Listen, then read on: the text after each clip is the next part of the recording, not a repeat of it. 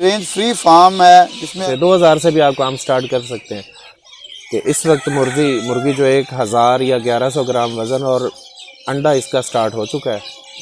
तो ये अगर मुझे 10 या 20 रुपए में पड़ी है तो फिर मेरे ख्याल ना मानने वाली बात है। तो ये ज़्यादा से ज़्यादा 10 से 20 रुपए तक एक मुर्गी जो है वो इस वक्त अंडे की हालत तक पहुंचने है। बीमारी का कंसेप्ट जो है वो ना होने के बराबर ही होता है। हालांकि 500 अंडा अगर आप सेल करते हैं तो प्रॉफिट ट्रिपल से भी ज़्यादा है। अस्सलाम वालेकुम दोस्तों, मैं हूं हाफिज इकराम और आप देख रहे हैं साडा सोना देश पंजाब यूट्यूब चैनल। आज जैसा कि आप देख रहे हैं कि मेरे पीछे एक रेंज फ्री फार्म है जिसमें इस वक्त मैं मौजूद हूं और मेरे साथ अजीज़ भाई दोस्त अदनान भट्टी साहब मौजूद हैं। और इनके फार्म में आज हम आए हैं और इस फार्म की शुरू से आखिर तक पूरी विजिबिलिटी आपके साथ हम शेयर करेंगे। और इस वक्त वज़न क्या है मुर्गी का, इससे लेके जिस वक्त ये ख़रीदी गई थी उस वक्त वज़न क्या था और इस दौरानिए में क्या इस पर कास्ट आ चुकी है, अब जो अंडा दे रही है वो कितने में सेल हो रहा है और कितने % मुर्गी अंडा दे रही है, ये सारी चीज़ें हम आपके साथ शेयर करेंगे। और आगे जाने से पहले मेरी इल्तमास है कि हमारे चैनल को सब्सक्राइब करें, बेल के आइकन को प्रेस करें और अपनी कीमती राय कमेंट बॉक्स में ज़रूर दें ताकि हमें पता चले कि हमारे साथ कितने भाई जो जुड़े हुए हैं और कितना इंटरेस्ट रखते हैं। बहुत शुक्रिया, आप हमारे साथ पहले भी हमारे साथ रब्ता भी करते हैं, कमेंट भी करते हैं, अपना माइंड शेयर करते हैं और इतराज़ात भी करते हैं, बड़ी अच्छी बात है। तो चलें चलते हैं अपनी वीडियो की तरफ। अस्सलाम वालेकुम। वालेकुम अस्सलाम भाई। भट्टी साहब बहुत शुक्रिया, आपने अपने कीमती टाइम में से हमें टाइम दिया। तो सबसे पहले तो मैं आपसे यही पूछूंगा कि आपने बहुत सारे बिजनेस छोड़कर इस रेंज फ्री मुर्गी फार्म को आपने क्यों तरजीह दी? इसलिए कि इसमें मुर्दा सरमायाकारी बहुत कम है। इसमें सरमायाकारी दरकार एक ख़ास हद तक है। उसमें आप देख लें कि 50,000 से 10,000 से 2,000 से भी आप काम स्टार्ट कर सकते हैं। तो बाकी बिज़नेस पे भी आप नज़र दौड़ा लें, उसमें बहुत भारी किस्म की सरमायाकारी दरकार है। इसलिए मैंने इसका इंतखाब किया कि ये काम ठीक है। और दूसरी बात ये कि ये जो मुर्गी हमें नज़र आ रही है ये कितनी देर की है और इस वक्त इसका वज़न क्या है? ये 24 हफ्ते या 6 माह इसकी उम्र हो चुकी है। अप्रैल में मैंने ये स्टार्ट किया था। अच्छी 24 हफ्ते इसकी उम्र है और इस वक्त इसका वज़न तकरीबन 1000 से 1100 ग्राम तक। 1100 ग्राम तक। फीमेल भी है मेल भी है? जी, मेल मैंने सेल किया इससे पहले। अब जितनी इसकी फर्टाइल एग के लिए रिक्वायरमेंट है उतना ही है मेल। और सर आप इसको इस वक्त फीड कौन सी इस्तेमाल करवा रहे हैं? फीड ऑर्गेनिक इस्तेमाल करते हैं, कमर्शियल इस्तेमाल नहीं करते। मतलब गंदम, मकई का दलिया और इसमें और बहुत सी जिसमें प्रोटीन वगैरह मुख्तलिफ शक्ल तमाम जो मेरी कोशिश होती है कि अपने ही फार्म से अपने ही फील्ड से तमाम जो है फीड वो अरेंज की जाए और बाहर से कम कोई अज्जा ख़रीदा जाए। क्या इसमें ऑर्गेनिक फीड में और दूसरी जो फीड में इसमें कोई फ़र्क भी है? जो अक्सर लोग कहते हैं कि उससे जो जानवर है वो ग्रोथ ज़्यादा करता है और इससे उसकी ग्रोथ रुक जाती है, अंडे की मिकदार उससे ज़्यादा होती है, इससे रुक जाती है। आप इसके बारे में क्या कहते हैं? ऑर्गेनिक फीड में और कमर्शियल फीड में आपका सवाल का पहला हिस्सा, उसका जवाब ये है कि बहुत ज़्यादा फ़र्क है। ख़ास तौर पे इसकी कीमत में बहुत ज़्यादा फ़र्क है। 3000 रुपये कम अज़ कम उसका रेट है 50 किलो के बैग का। और अगर आप ऑर्गेनिक तैयार करते हैं तो फिर उसमें मेरे ख्याल में ये 16 से 1800 तक ऑर्गेनिक 50 किलो तैयार हो जाएगी। सही, ये मेरा अगला सवाल भी यही था। चलो आपने उसका भी हल दे दिया कि जैसे कि आप देख रहे हैं कि भट्टी साहब ने बताया कि अगर हम खुद फीड तैयार करें, एक तो वो नेचुरल होगी वो जानवर के लिए, एक उसकी सेहत के लिए और उसकी असल जो नस्ली पॉइंट ऑफ व्यू है देसी का उसको साबित रखती है, और दूसरा जो उसमें कास्ट भी बहुत कम है। और भट्टी साहब तीसरी अहम बात है कि अब तक जो आपने मुर्गा ख़रीदा था, ये आपने पेड़ ख़रीदा था छोटा, और उसके बाद से अब तक ये कितने मालियत का एक जानवर कितने रुपए का बन चुका है और इस पर आने वाली लागत को टोटल आप कैसे करेंगे? ये जो आपका एक मुर्गा है वो इस वक्त कितने रुपए का है और इस पर कितनी कास्ट आ चुकी है टोटली?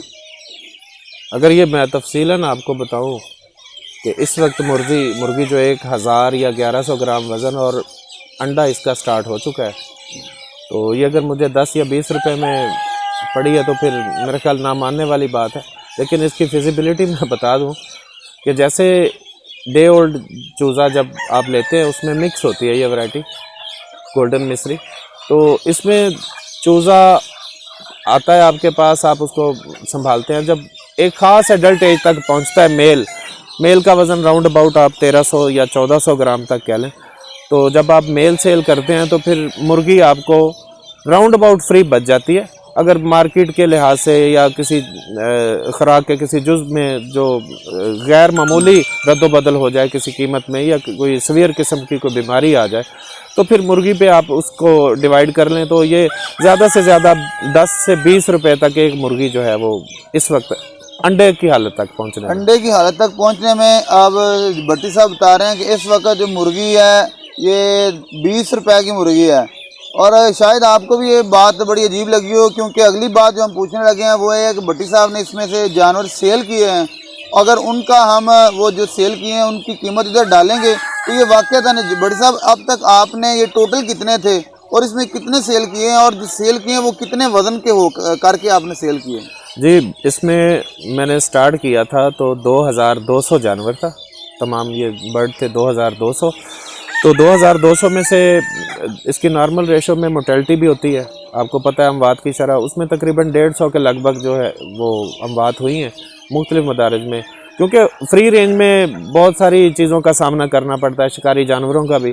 बीमारी की वजह से तो अमवात बहुत कम हुई हैं, क्योंकि फ्री रेंज में बीमारी का कंसेप्ट जो है वो ना होने के बराबर ही होता है।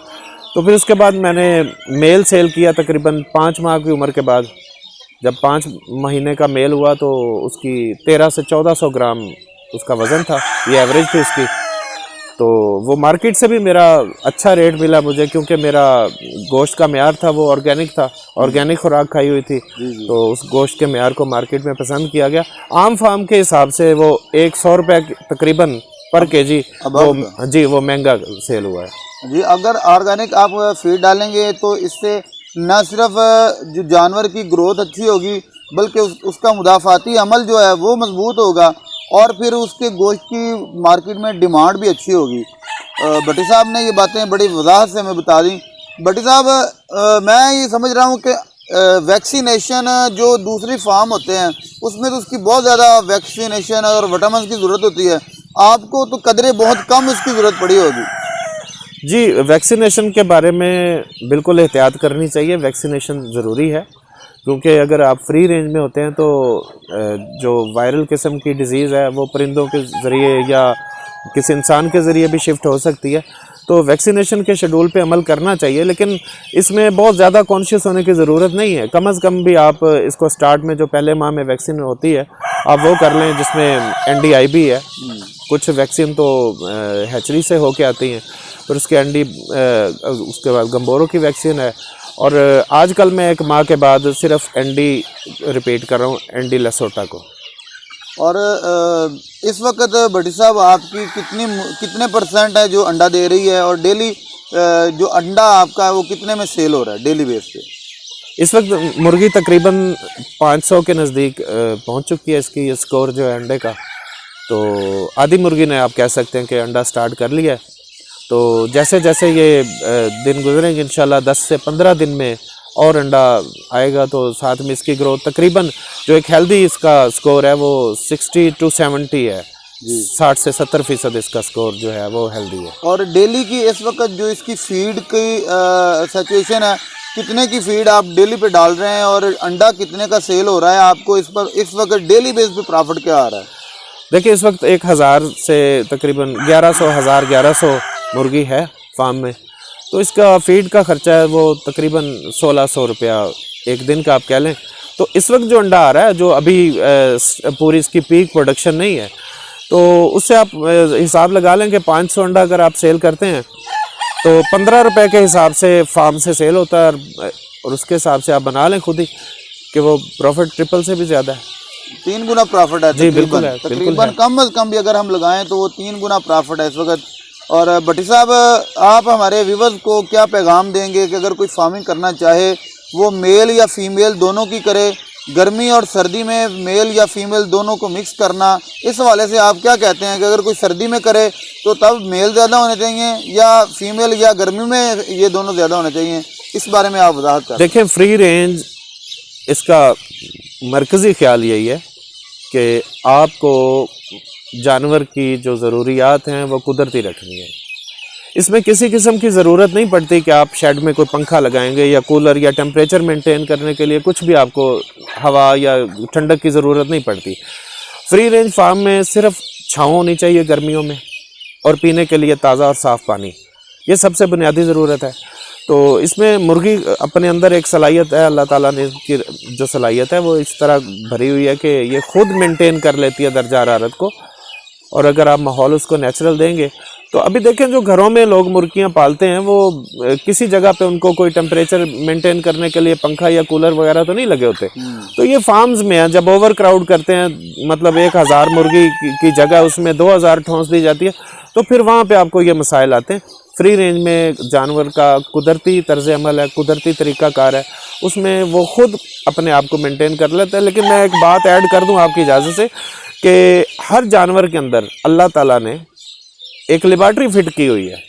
अगर कोई जानवर किसी डिजीज़ से गुजर रहा होता है तो उसके अंदर कोई वायरल या कोई किसी किस्म की बैक्टीरियल डिजीज़ चल रही होती है, तो आप उसे जब खुला छोड़ते हैं चारा वगैरह खाने के लिए, तो वो अपनी पसंद की अलग अलग नबातात को जाके टच करता है। उसके अंदर एक लेबॉर्ट्री है, उसकी डिजीज़ और उसका हल भी वो खुद तलाश करता है। ये तभी मुमकिन है जब आप फ्री करेंगे। जी, आप फ्री रेंज करेंगे तो। अगर जो चोर साहब ने जो बातें बताई हैं उनमें से बड़ी अहम बातें हैं कि अगर आप फ्री फार्मिंग की तरफ आएंगे तो इस पे आपका विटामिन का खर्चा बहुत कम होगा, आपका इसको सिक्योर करने का खर्चा बहुत कम होगा। फिर आपका जो जानवरों को आने वाली बीमारियों के खिलाफ लड़ने के लिए वैक्सीनेशन की जाती है।